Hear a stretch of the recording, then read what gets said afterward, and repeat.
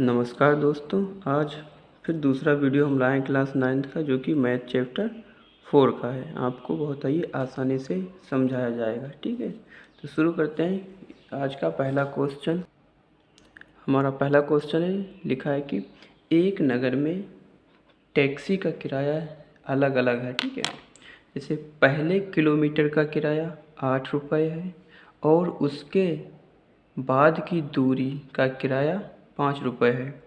यदि तय की गई दूरी x किलोमीटर, यानी कि टोटल दूरी उसने x किलोमीटर चली है और कुल किराया 22 रुपये है, तो इसका एक रेखीय समीकरण लिखिए और उसका एक आलेख बनाइए। ठीक है, तो देखिए आज हम शुरू करते हैं। ठीक, देखिए तो यानी कि इसमें कहा गया 1 किलोमीटर यदि चलते हैं, यानी कि यहाँ से अगर वह यहाँ तक चलता है, ठीक, यहाँ से यहाँ तक चलता है, केवल कोई व्यक्ति 1 किलोमीटर की दूरी तय करता है, तब उस पर केवल 8 रुपये का ही चार्ज लगेगा।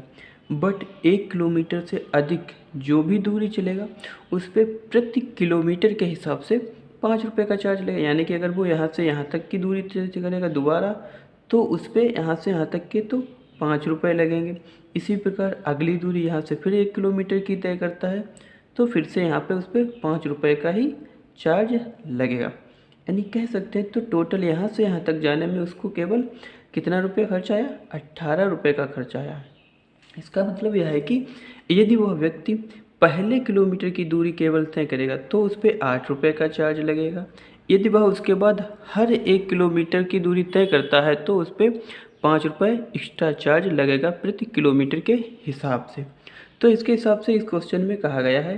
ठीक है, इतना आई होप कि समझ में आया होगा। फिर कह रहा है कि यदि तय की गई दूरी x किलोमीटर हो, सपोज किया जाए, अगर हम मान लें कि माना क्या इसमें दिया ही हुआ है कि टोटल दूरी तय कर, कुल दूरी चलता जो है वो कुल तय की गई जो दूरी है वो कितनी है, x किलोमीटर है। यदि अगर हम कहा जाए कि यदि वह व्यक्ति x किलोमीटर की टोटल दूरी तय करता है, ठीक है, और उस पर जो चार्ज लगता है वो टोटल 22 रुपये का चार्ज लगता है, कुल जो किराया खर्च होता है, कुल किराया जो उस पर लगा वो 22 रुपये का लगा। ठीक है, अगर हम कहें यहाँ पे, यानी कि यहाँ पे देखें तो जितनी भी किलोमीटर की यदि वो दूरी तय करता है उसमें केवल 1 किलोमीटर पे ही 8 रुपये का चार्ज लगता है, बाकी सभी पर 5 रुपये का चार्ज लगता है। ठीक है, देखें टोटल दूरी x किलोमीटर तय की, तो उसने जो 5 रुपये वाला किराया तय दिया है वो कितने किलोमीटर पे दिया है, यानी लिख सकते हैं हम 5 रुपये का किराया कितने किलोमीटर पे दिया है। तो यहाँ पे हम लिख लें 5 रुपये के किराया हिसाब से चली दूरी, यानी कि अगर हम देखें 5 रुपये के हिसाब से कितनी दूरी तय चलता है, तो वह दूरी चलेगा, क्योंकि पहले किलोमीटर का तो 8 रुपये चार्ज लगता है, बाकी सबका 5 रुपये लगता है। तो यानी कि 1 किलोमीटर का ही तो केवल 8 रुपये चार्ज लगता है, बाकी सबका 5 रुपये। तो यानी कह सकते हैं जो कुल दूरी चली गई है उसमें से हम 1 किलोमीटर क्या कर देंगे, माइनस कर देंगे, तो x माइनस 1।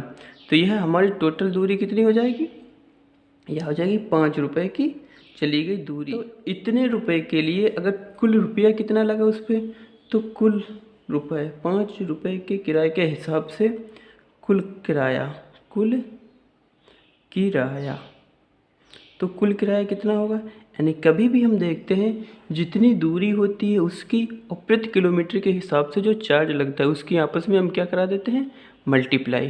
तो जब हम इसकी मल्टीप्लाई करा देंगे तो हमारा क्या आ जाएगा निकल के, यानी 5 रुपये 1 किलोमीटर का, दूरी कितनी तय की उसने, x माइनस 1। तो ये क्या हो गया, यानी कि 5 रुपये के हिसाब से चली गई दूरी का कुल। यहाँ पे हमें ये भी दिया है कुल किराया कितना है, जो कि दिया है कुल किराया है 22 रुपये। कुल किराया कितना है, कुल किराया तो कुल किराया कितना है 22 रुपये, यही तो है दिया है क्वेश्चन में। अगर हम देखें इसके हिसाब से कुल किराया कितना है इक्वेशन के हिसाब से, तो इक्वेशन के हिसाब से हमारा देखो पहले तो क्या होगा 5x-1, ये तो हो गया 5 रुपये के हिसाब से चली गई दूरी का किराया, प्लस 1 किलोमीटर जो एक्स्ट्रा चलता है वो स्टार्टिंग में चलता है जिसपे 8 रुपये चार्ज लगता है, प्लस वो, तो ये टोटल हमारा क्या हो जाएगा, टोटल चली गई दूरी का किराया जो कि दिया है 22 रुपये, ये दिया है 22 रुपये।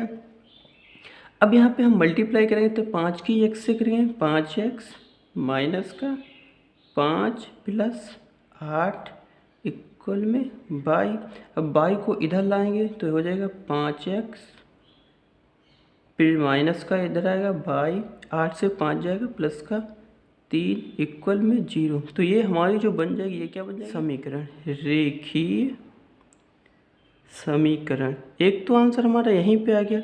दूसरे में कहा गया है कि हमें आलेख द्वारा भी निरूपित कीजिए, तो आलेख द्वारा निरूपित करेंगे, देखिए ठीक है। देखिए तो यहाँ पे हम पहले तो क्या मान लेते हैं, कोई वैल्यू मानेंगे जो कि x और y के अलग अलग मान निकालेंगे। तो यहाँ पे हम ऐसी वैल्यू मानते हैं जिससे ये आपस में सोल्व हो जाए और हमें 0 और 1 पता चले। तो देखिए क्या करते हैं, यानी कि अगर हम पहले पॉइंट कोई मान लें x इक्वल या y इक्वल, अगर हम मान लें माना y इक्वल, ठीक है, कितना मान लेते हैं y इक्वल, हम जिसको कि आपस में यहाँ पे सोल्व हो जाए तो माइनस का हम 2 रखने पर, ठीक है, माइनस का 2 रखेंगे यहाँ पे, तो 5x माइनस का 2 प्लस 3 इक्वल 0।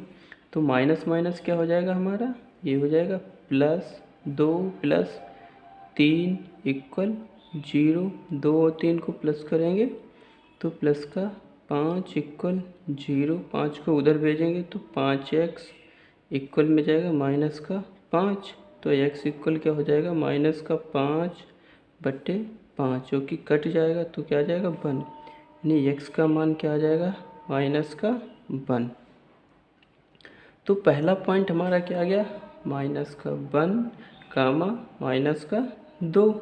इसी प्रकार अब हम x के इक्वल कोई वैल्यू पुट कर, ठीक है। देखिए x इक्वल हम मान लेते हैं, माना x इक्वल 0 रखने पर, माना x इक्वल 0 रखने पर, तो यहाँ पे हम 0 रखेंगे तो 5 गुणे 0 माइनस y प्लस 3 बराबर 0। 5 और 0 की multiply 0 minus y plus 3 equal 0, ठीक है। तो यहाँ पे इसको सोल्व करें तो माइनस का y प्लस 3 इक्वल 0। 3 को उधर भेजेंगे तो इधर प्लस का उधर जाएगा माइनस का 3, और जो कि माइनस से माइनस कट जाएगा तो y की वैल्यू आ जाएगी 3। यानी कह सकते हैं x की वैल्यू जब 0 होगी तब y की वैल्यू 3 होगी। यानी कि हमारे 2 बिंदु निकल आए। एक पॉइंट क्या निकला हमारा, -1 कामा माइनस का 2, दूसरा बिंदु निकला है 0 कामा 3। अब इनको हम आलेख पर निरूपित करेंगे, ठीक है। देखिए तो यहाँ पे हमने बताया था पिछले वीडियो में कि पहली जो वैल्यू होती है x की होती है y की, ऐसे ये x की और ये y की। तो यहाँ पे पहला पॉइंट हमारा x की वैल्यू जो क्या है -1, जो कि x अक्ष पे होगी, x अक्ष पे -1 ये है, और y कितना है माइनस का 2, तो माइनस का 2 यानी कि -1 और y माइनस का 2। तो ये कहाँ पे मिलेगा, यहाँ पे एक कहीं पॉइंट ये होगा माइनस का 1 कामा माइनस का 2। दूसरा बिंदु क्या है, x का मान 0 है, y का मान 3। तो हमने ये बताया था जब x की वैल्यू 0 होगी तो वो किस अक्ष पे होगा, y अक्ष पे। यानी यहाँ पे लिखा है x अक्ष पर y 0 होता है और y अक्ष पर x 0 होता है। तो y अक्ष हमारा ये है, तो y अक्ष ये है, तो इस पे कहीं पे होगा पॉइंट 3, ये हो गया। ये पॉइंट क्या होगा 0 कामा 3, तो इस पे ये लाइन मिली तो इसको हम मिला देंगे और यही हमारा क्या हो जाएगा, आलेख द्वारा हो जाएगी, जो कि इसमें निकाली हुई थी हमने अभी। तो इसको यहाँ से हम मिला देंगे, ठीक है। अब इस पर हम समीकरण डाल देंगे जो हमारी रेखीय समीकरण निकली थी। समीकरण क्या निकली थी, 5x minus y plus 3 equal 0, ये हमारी रेखीय समीकरण निकली थी। यह क्वेश्चन काफ़ी इम्पोर्टेंट है दोस्तों, इसको अच्छे से पढ़ लेना। Thank you.